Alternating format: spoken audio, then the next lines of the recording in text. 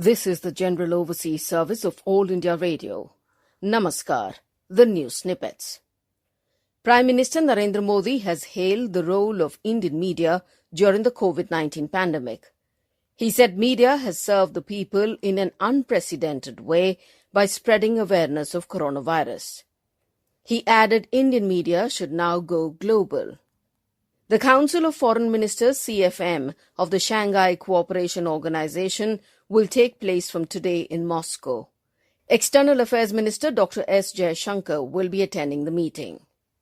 The CFM of SCO will review the preparations for the forthcoming SCO summit. It will also exchange views on international and regional issues. Prime Minister Narendra Modi said that technology holds the key to scale up the use of solar energy. India is deploying renewable energy at a frenetic pace. India has increased renewable capacity by 2.5 times and solar capacity by more than 13 times, the Prime Minister said at the first World Technology Summit.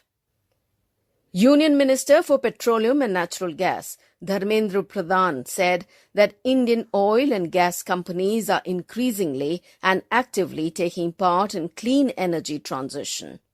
He added 5 petroleum and gas sector PSUs would join the International Solar Alliance.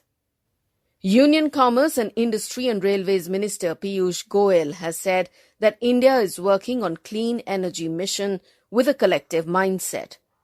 India is breaking departmental silos and working to support others for achieving a cleaner future, he said. The Oxford University AstraZeneca coronavirus vaccines trials has been suspended after a patient developed unexplained illness. The vaccine was seen as one of the most promising ones under development against coronavirus. 33,98,844 people have recovered from coronavirus in India. In the last 24 hours, a record 74,884 recoveries were reported. The recovery rate is 77.77%. 11,54,549 tests were conducted in the country in the past 24 hours for COVID-19. In Delhi, people can now get tested without prescription. A U.S. lawmaker has moved a bill that aims to strip the title of president from China's paramount leader Xi Jinping. He is referred to as chairman in China domestically.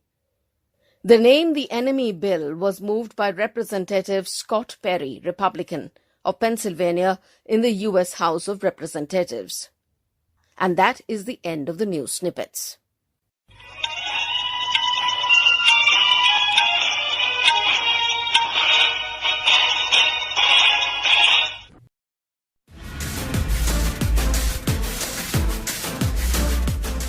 We present the intriguing game of numbers, the mystery of number calculation solved in seconds.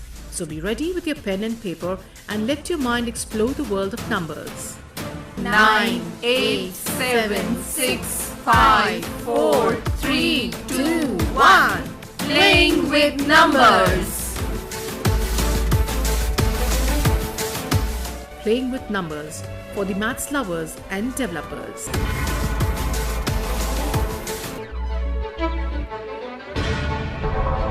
To learn the solution in a few seconds, special types and lengthy questions under the guidance of teacher's teacher, Maths Wizard Ashok Kumar Roy.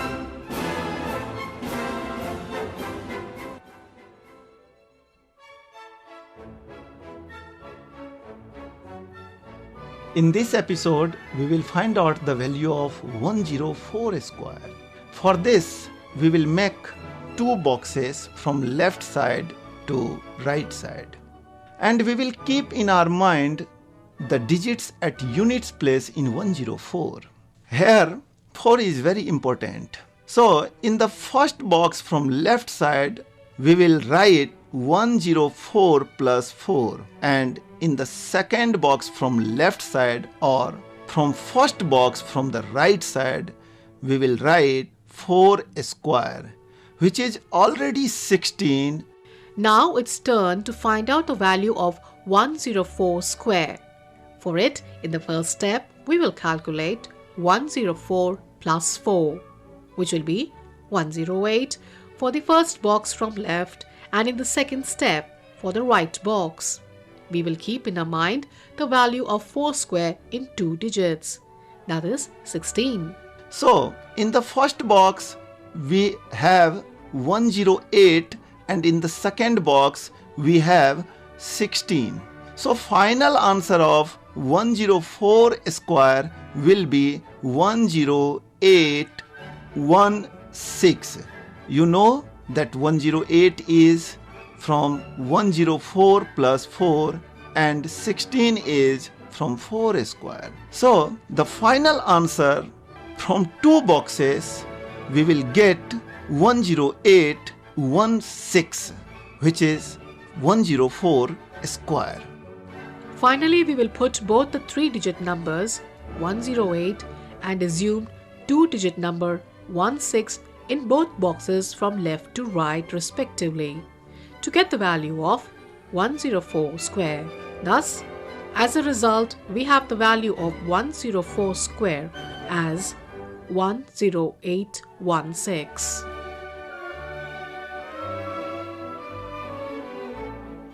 This program was conceptualized and produced by Monica Gulati, assisted in production by Divya Nambishan and narrated by Lucy Gabriel.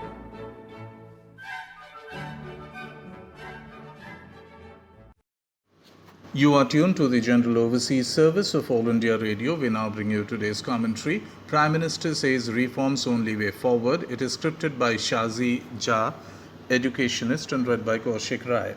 Prime Minister Narendra Modi spoke about the importance of National Education Policy (NEP) during the inaugural session of the Governors' Conference. The President of India, Mr. Ramnath Kovind, also graced the occasion. Prime Minister said the new National Education Policy (NEP) does not belong to any one government but to the entire country, and it should be implemented in letter and spirit irrespective of the government in power. He laid stress for wide-ranging discussions in the country on policy implementation. The Prime Minister said that the awareness among students, teachers and parents about the NEP should be as comprehensive as the stakeholder consultations that led to the drafting of the policy itself.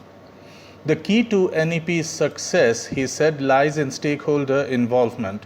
Mr. Modi said it is equally important that our awareness about the NEP and its provisions should be as deep and wide-ranging as the consultation process. It's important to discuss all the provisions and nitty-gritty of this document. It can only be implemented once all doubts and questions in people's minds are addressed. When we move towards change, it's natural for doubts and questions to arise in people's minds. Parents may wonder how the move to dissolve the subject streams would affect their child's future. Teachers may want to know how the curriculum for such studies will be designed. Stakeholders could have questions about availability of adequate resources to meet the objectives of the NEP, the Prime Minister observed. He requested all the governors present at the conference to hold virtual events till 25th September in their respective states to improve the understanding of the policy among the stakeholders. The Prime Minister credited the wide-ranging consultation undertaken by the Education Ministry in the drafting stages for the NEP's acceptance in the country. He further highlighted provisions of the NEP on exposure to vocations. He said that practical training or vocational training at a young age would help and enable to make India Atmanirbhar, that is self-reliant. To make India Atmanirbhar, it's important for our youth to be skilled. Vocational exposure at a young age and practical learning will help them become employable, and this will also increase our share in the global job market, Mr. Modi said. The new national education policy also talks about tackling brain drain. If the world's best universities come to India, then students will not want to study abroad. Also, our universities will become more competitive with the entry of foreign universities, Prime Minister remarked. Mr. Modi said that the more we learn and understand the various aspects of the national education policy, the clearer and easier will be its implementation, execution, acceptance.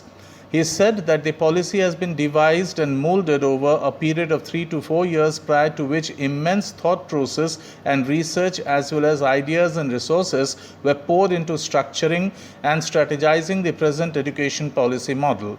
Prime Minister addressed the fact that all over the country the national education policy was being discussed, debated, viewed and reviewed, which will prove to achieve a healthy and successful implementation as well as have a positive impact on the nation's educational goals. Prime Minister said reforms are the only way forward and will benefit not only the present but also the future generations in its approach and scope. He said the national education policy of India will become the founding pillar of the 21st century India and also take it forward into a new era. The policy will ensure our youth is ready for the future. He further added that faster education reforms will enable our youth to learn fast and in a more all-encompassing manner.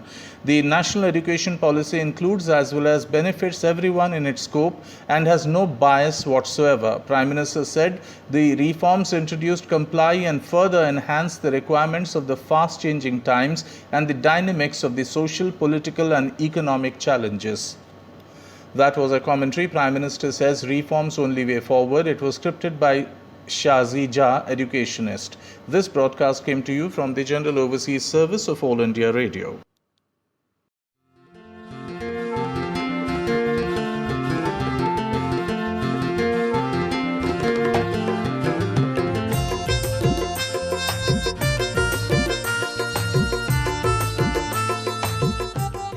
Hello and welcome to Folk Tales from India. And continuing with our series of Panchatantra tales, we begin with the merchant, the monk and the barber.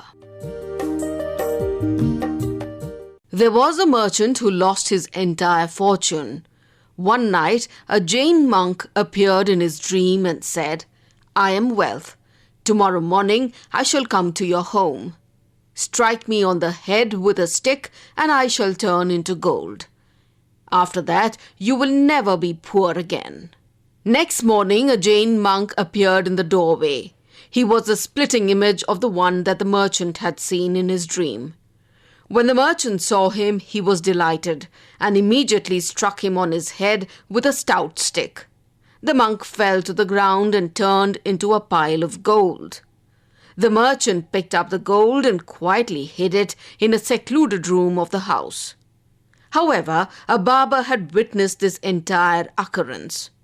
When he reached home, he thought, if these Jain monks turn into gold when hit on the head, why shouldn't I invite a few of them to my house? The next morning, the barber went over to the Jain temple. He prayed and worshipped there.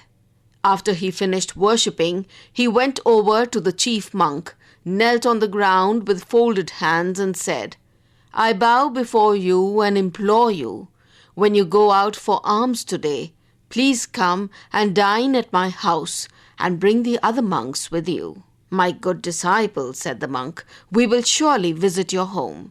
The happy barber went home and stacked some stumps of wood by the door, ready to club the monks.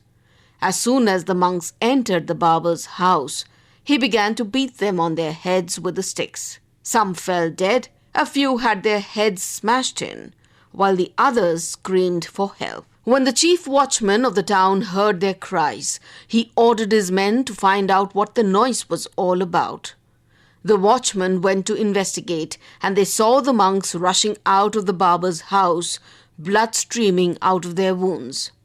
"What happened?" they asked the terrified monks. The monks told them what the barber had done. The watchman arrested the barber at once and took him and the wounded monks to the court of law. In court, the judges asked the barber, "Why did you commit this wicked crime?" "It wasn't my fault," he lamented. "I saw a merchant do the same and thought I would try to." He told them what he had witnessed at the merchant's house. The judges immediately ordered the merchant to appear before them and asked him, "Have you been killing any monks?" The merchant told them about the monk in his dream. The judges said, "Let this barber, who blindly imitated the merchant, be put to death." The very next day, the barber was hanged. The next Panchatantra tale is titled The Old Tiger and the Greedy Traveller. An old tiger found he no longer had the strength to hunt for food. Holding a golden bracelet, he stood in the mud and started shouting, "Look, everyone, come and take this beautiful piece of gold jewelry." A passerby felt tempted, but was also scared to approach a tiger. "How can I trust you?" he asked from a safe distance. "You may eat me up if I try to take that bracelet." The tiger replied, "I used to kill others, but now I lead a pious life and enjoy giving." The traveller came up to the tiger, but he got stuck in the mud. The old tiger had been waiting for this moment. He pounced on him and started dragging him through the mud. The man lamented, "Oh, poor me!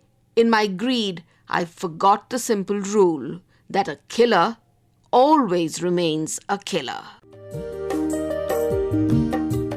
The third folk tale is titled The Crow and the Quail. A crow and a quail were very good friends. One day they set off to attend an invitation from a common friend. On the way they came across a cowherd who was carrying a pot full of curd on his head. The crow could not resist the temptation and started pecking at the pot. As the pot shook, the cowherd got annoyed and stopped to look around.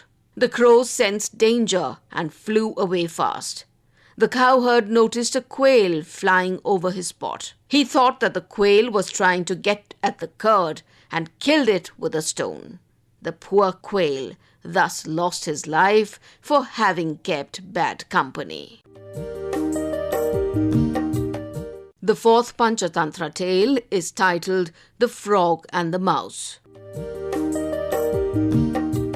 A wicked frog once made friends with a mouse. One day they set out on a long journey. On the way they came across a pond. The mouse was scared of entering the water, but the frog assured the mouse he would help him cross the pond. He tied the legs of the mouse with his own legs and took a plunge in the water. As the frog reached the middle of the pond, where the water was deepest, he started dragging the mouse below the water. The mouse struggled hard to free himself, and their tussle created a huge commotion in the water. The disturbance attracted the attention of a hawk hovering over the pond. It flew down, snatched up the mouse in its talons, and flew away. The treacherous frog suffered along with the mouse, as his legs were tied to the mouse, and he was taken away too. The moral: those who harm others often become victims of their own actions. And now we have a folk tale titled The Hen and the Cat. Once upon a time there was a clever hen. One day the hen fell ill and was lying in her nest when a cat came to see her. He crept into her nest and said, "My dear friend, how are you? May I help you in any way? I will fetch you whatever you want. Is there anything I can get you right now?" The hen listened to his over-friendly words and sensed danger. She said, "Yes, of course. Do me a favor, please. Leave my place. I am sick and I do not want to run into more trouble by allowing in an unwanted guest." The next folk tale is titled The Mule. A mule was born out of wedlock between an ass and a horse. The little mule took lots of corn every day and soon grew strong and healthy. He loved frisking about and running in the sun. He was so full of energy that he thought, "My mother must have been a thoroughbred racer, but I'm faster than her. I must see how far I can run." He started running hard, but soon felt that he could not make it very far. He was thoroughly exhausted, and as he came to a halt, he remembered the hard truth about himself. It was that even though his mother was a horse, his father was none other than a mere ass. The mule realized that his energy had its limits, and that he could never run as fast as a horse. Every situation has two sides, a good and a bad, and you should understand both in order to lead a balanced life. And finally, let's listen to this Panchatantra tale titled The Old Lady and Her Maids. Once there was a thrifty old lady who used to keep 2 maidservants in her house. She had the curious habit of calling them to work at the crack of dawn when her pet cock started crowing. The maids never liked to wake up so early, and they decided to kill the cock. They thought once the crowing stopped, they would be able to sleep more. They secretly killed the bird, but the act got them into more trouble. The old woman was now scared that without the cock she might oversleep. She started getting up at odd hours all through the night and issuing orders. The maids regretted having killed the cock, but it was too late for amends. The moral: too much cunning can undermine its very purpose. You were listening to Folk Tales from India, in which you heard Panchatantra tales.